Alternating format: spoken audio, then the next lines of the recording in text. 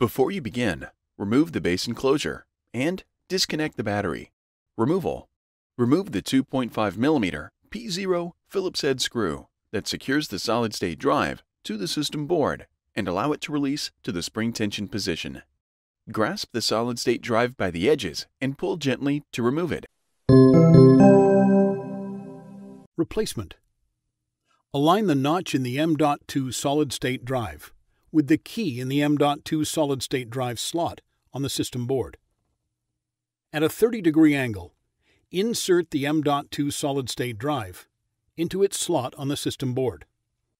While holding down the M.2 Solid State Drive, replace the 2.5mm P0 Phillips-head screw that secures the M.2 Solid State Drive to the system board.